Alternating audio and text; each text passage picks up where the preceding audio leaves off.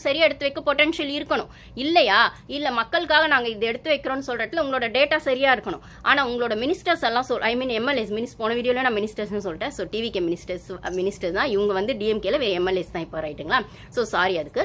So இவங்களோட MLAs DMK MLAs வந்து என்னதான் விஷயங்கள் எடுத்து வச்சாலும் அதுல இருக்க ஃபிளாஸை டிவிகே மினிஸ்டர்ஸ் எடுத்து வைக்கிறாங்க. இல்ல நீங்க இதெல்லாம் சொல்றீங்க, ஆனா இதெல்லாம் வந்து டேட்டா பிரகாரம் இப்படி இல்ல, நீங்க இவ்வளவு செலவு பண்ணன்னு சொல்றீங்க, ஆனா மக்களுக்கு இவ்வளவுதான் போய் சேர்ந்திருக்கு, இல்லனா வந்து அந்த டிபார்ட்மெண்ட்டுக்கு வர வேண்டிய நியாயமான தொகைகள் வரல, இல்ல வந்திருக்கக்கூடிய தொகைகளுமே அது நியாயமா தமிழ்நாடு அந்த ஒரு கவர்மெண்ட்டுக்கு வந்து சேரல, அப்போ வேற எங்க போச்சு? மக்களுக்கும் போகல, தமிழ்நாடு கஜானா தமிழ்நாடு கவர்மெண்ட்டுக்குள்ளேயும் வரல அந்த மணி, அப்ப எங்க போச்சு அப்படிங்கிற அலசி ஆராய்கிற வேட்டை தான் இப்ப வந்து போயிட்டு இருக்கு ரைட் அப்படிங்கிற பேர்ல. அப்படின்னு சொல்லும் போது இதெல்லாம் ஒரு அரசியல் பழிவாங்கும் உணர்ச்சி அப்படிங்கிற மாதிரிலாம் முக ஸ்டாலின் அவர்களும் மற்றவங்களும், அதாவது டிவிக்கு ஆட்சிக்கு எதிராக இருக்கக்கூடிய மற்ற எல்லா எதிர்கட்சிகளுமே பேசுறாங்க. அப்படின்னும் போது ஒவ்வொரு ஆட்சியிலும் இது நடக்கிறது தான். ஆனால் என்ன டிஃபரன்ஸ்னா ஏடிஎம்கே டிஎம்கே மேலே இருக்கும்போது டிஎம்கே ஏடிஎம்கே மேலே இருக்கும்போது நான் சொன்ன மாதிரி ஆல்ரெடி அவங்கவுங்க மேலே பேகேஜ் இருக்கும்.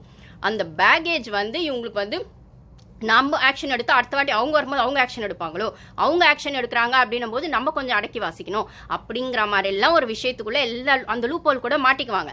ஆனா இப்போ ஃப்ரெஷ்ஷா இருக்கக்கூடிய டிவிகேக்கு அந்த பேகேஜ் பிரச்சனை இல்லை, அந்த லூப்போல் கூட மாட்ட வேண்டிய அவசியம் இல்லை. நாங்கள் ஆக்ஷன் எடுக்கணும்னா எடுப்போம், ஏன்னா எங்களுக்கிட்ட எந்த பேகேஜும் கிடையாது அப்படிங்கிறதுல ரொம்ப கிளியரா அவங்க வந்து ரொம்ப கிளீனா அந்த ஒரு விஷயத்தை எடுத்து வைக்கிறதுன்றது அதை வந்து அப்ரிஷியேட் பண்ணக்கூடிய விஷயம் தான். உங்களுக்கான நீங்க வந்து டிஎம்கே கொத்துசாவே பார்த்தீங்க அப்படின்னா டிஎம்கே கிட்ட இருக்கிற அவங்க செய்யற விஷயங்கள் உங்களுக்கு மைண்ட்ல வராது, மனசுலயும் உங்களால ஒத்துக்க முடியாது.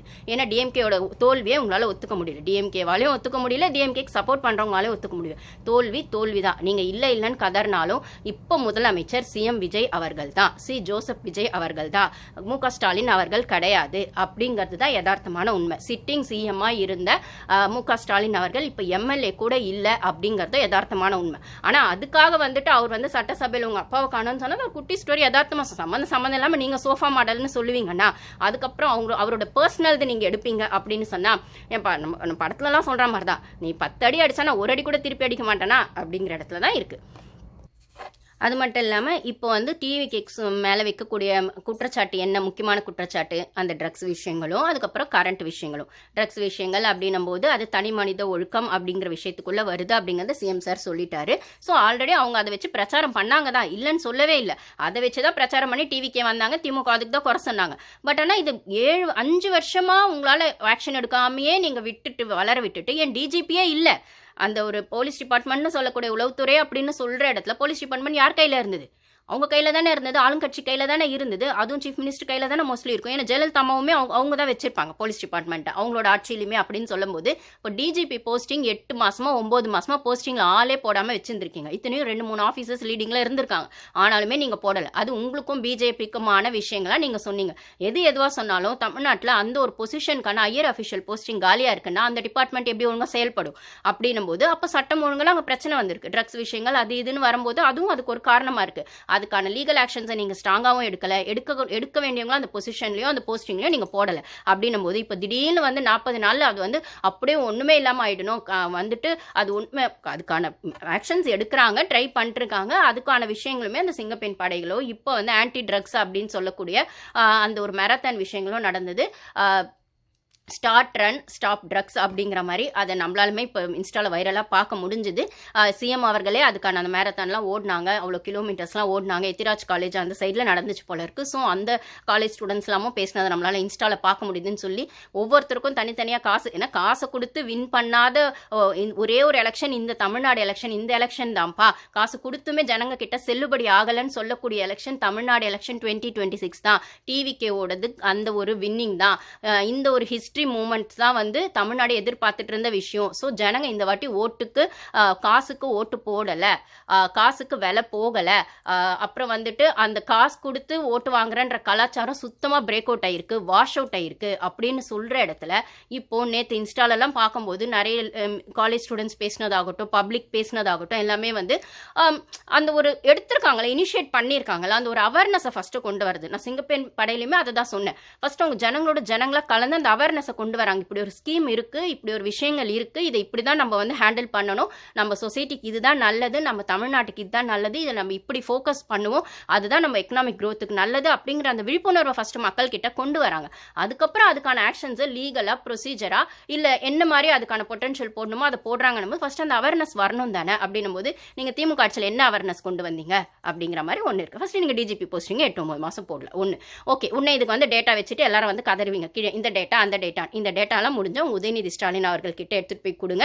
அவர் நெக்ஸ்ட் டைம் சட்டமன்றத்திலேயாவது ஒழுங்கா பேசட்டும். இல்ல மு.க. ஸ்டாலின் அவர்கள் அங்கங்க மைக் பிடிச்சி பேசும்போதாவது அவங்க ஆட்சியில் இதெல்லாம் இருந்திருக்கு அப்படிங்கிறதையாவது அவர் சொல்லட்டும். உங்களோட அட்லீஸ்ட் அவங்களுக்கு தெரியாத இன்ஃபர்மேஷன்ஸை நீங்க கலெக்ட் பண்ணி கொடுத்தீங்கன்னா உங்களுக்கு யூஸ்ஃபுல்லா இருக்கும் பேசுறதுக்கு. நம்ம சேனல்ல சொல்லி நம்ம என்ன பண்ண போறோம்?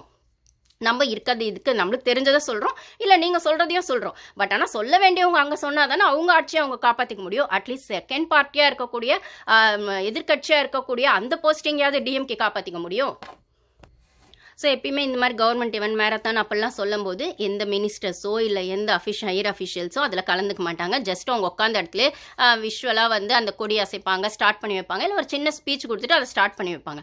ஆனால் சிஎம் பண்ண வேலை வந்து நான் வெறும் பேசுறது மட்டும் நிறுத்தினா எப்படி, நானும் உங்க கூட வந்து ஓடுறேன் அப்படின்னு சொன்னதெல்லாம் இன்ஸ்டால வைரல் ஆயிருக்கு. அப்படின்னு சொல்லும்போது அது ஒரு பர்சனல் டச்சை ஜனங்க கூட அவர் மிங்கிள் பண்ணிட்டு, நானும் மக்கள்ல ஒருத்தன் தான், உங்கள ஒருத்தன் தான், மக்களோட மக்களாக தான் ஆட்சி செய்யறது தான் மக்கள் ஆட்சி, நான் தனியாக ஒரு 4 சேர்ல ஒரு 4 செவத்துக்குள்ள வந்துட்டு சேர்ல உட்காந்துக்கிட்டு கிரீன் பென்ல இங்கே சைன் பண்ணுறதோ ஜஸ்ட் வந்து டிவிலையும் வந்துட்டு இதுலேயும் பண்ணுறதோ கிடையாது. நான் உங்களில் ஒருத்தனா வந்து உங்கள் கூட இறங்கி வேலை செய்வேன், உங்கள் கூட சேர்ந்து நிற்பேன், உங்களோட சேர்ந்து நானும் வந்து மக்கள் பணி செய்ய வந்திருக்கேன் தான் அப்படின்னு சொல்கிற இடத்துல அவர் வந்து மக்கள் கூட இணைஞ்சு வேலை செய்கிறாருல்ல, அது ஜனங்களுக்கு பிடிச்சிருக்கு. இதை தான் அவங்க வந்து அவரோட படங்கள்லேயும் அவர் பார்த்தாங்க, நம்மள ஒருத்தர் அப்படின்னு சொல்லி அவங்க ரசிச்ச அதே முகம் வந்து இன்னைக்கு வந்து ஒரு ஆளுங்கட்சியா வந்து ஒரு பதவியில போஸ்டிங்ல உட்காரும் போதுமே நம்ம விஜயண்ணா, நம்ம சிஎம் சார், நம்ம விஜய் அவர்கள் வந்து நம்ம நாட்டுக்காக, நம்ம தமிழ்நாட்டுக்காக ஒரு போஸ்டிங்ல உட்கார்ந்துருக்காரு, நம்மளுக்கு வேலை செய்யறாரு, நம்மளுக்கு தேவையானதை செய்வாரு அப்படிங்கிற நம்பிக்கையில ஜனங்க வச்சிருக்காங்கன்னா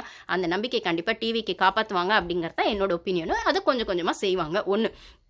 ஸோ ஜனங்களுக்கு அந்த பர்சனல் டச், அந்த பர்சனல் இன்ட்ராக்ஷன் தேவைப்படுது. அது போன ஆளுங்கட்சியாக இருக்கக்கூடியவங்கள இல்லை இது வரைக்கும் வந்து அம்மா அதை பண்ணியிருக்காங்க, எம்ஜிஆர் அதை பண்ணியிருக்காரு. எம்ஜிஆர்லாம் அப்போல்லாம் வந்துட்டு ரோட் சைட்லலாம் போனால் வந்து அவ்வளோ பேர் வந்து வருவாங்க அவருக்கான ஏன்னா இப்போல்லாம் வந்து இப்போதான் மெயில் வருது, இந்த மாதிரி விஷயங்கள்லாம் இருக்குது, கவர்மெண்ட் கிட்ட ஏதாச்சும் கொடுக்கணும் செய்யணும் அப்படின்னா வந்து பண்ணலாம் அப்படின்ற மாதிரி டெக்னாலஜி வளர்ந்துருச்சு.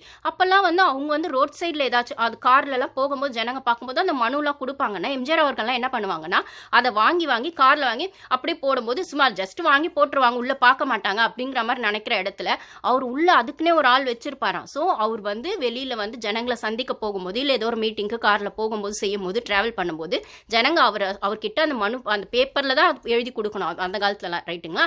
அது உங்களுக்கே நல்லா தெரியும். ஸோ அப்போ அதை வாங்கி அவர் கார்க்குள்ள போட்டப்பறம் அதுக்குன்னு ஒரு ஆளுங்களை வச்சு அதுக்குன்னு ஒரு சில விஷயங்களை வந்து அவர் பண்ணி என்ன ஜனங்க கிட்ட இருந்து வந்திருக்கு அப்படின்னு அதை அலசி ஆராய்ஞ்சு ஜனங்களோட குறைகளை கேட்பாங்க அப்படின்னு சொல்ற இடத்துல ஸோ மக்கள் வந்து ஜனங்களோட ஜனங்களா இருக்கிறவங்கள தான் எங்களுக்கான ஆட்சி, மக்களுக்கான ஒரு பிரதிநிதியா நாங்க தேர்ந்தெடுக்கிறோம், முதல்வரா தேர்ந்தெடுக்கிறோம், மந்திரியா தேர்ந்தெடுக்கிறோம் அப்படின்னு சொல்ற இடத்துல நீங்க ஜனங்க கூட இன்ட்ராக்ஷனை கம்மி பண்ணிட்டீங்க, உங்க வாரிசு அரசியலுக்கோ குடும்ப அரசியலுக்கோ இம்பார்ட்டன்ஸ் கொடுத்துட்டீங்க அப்படின்றத ஜனங்க ரொம்பவே வெறுக்க ஆரம்பிச்சிட்டாங்க அப்படிங்கறத கொளத்தூர்ல நீங்க வாங்கின அடி ஒண்ணு. இன்னொன்று உதயநிதி ஸ்டாலின் அவர்கள் சுத்தமாக ஜனங்க கூட இன்ட்ராக்ஷனே கிடையாது அவருக்கு, வெறும்னே ஒரு ப்ரிவிலேஜ் பேசுகிற ஒரு பீப்புள் லீடர்னு கூட சொல்ல முடியாது. ஏன்னா அவர் முதலமைச்சர் ஆக்கலான்னு ட்ரை பண்ணாங்க, பாவம் டிஎம்கே வேலைக்காகல. ஸோ எம்எல்ஏவாக வந்திருக்காருன்னு வச்சுக்கோம். ஸோ ஒரு எம்எல்ஏ அப்படின்ற இடத்துல உங்களுக்கான ப்ரிவிலேஜில் அது வந்த எம்எல்ஏ போஸ்டிங் தானே தவிர உங்களுக்கான லெகசிலேருந்து வந்த எம்எல்ஏ போஸ்டிங் தவிர நீங்கள் பொட்டென்ஷியலாக அதை ஏர்ன் பண்ணவே இல்லை. உங்களோட தாத்தா ஏர்ன் பண்ணது வேற, கலைஞர் அவர்கள் ஏர்ன் பண்ணது அது வந்து 80 to 90% கலைஞர் ஆட்சி, எம்ஜிஆர் ஆட்சி, புரட்சி தலைவன் சொல்ற இடத்துல அவங்க எல்லாம் ஏர்ன் பண்ணது வேற, அந்த பீப்புள் லீடர்னு சொல்ற அந்த லெகசி அவங்களுக்கு வந்தது வேற, அந்த கரிஷ்மா வேற.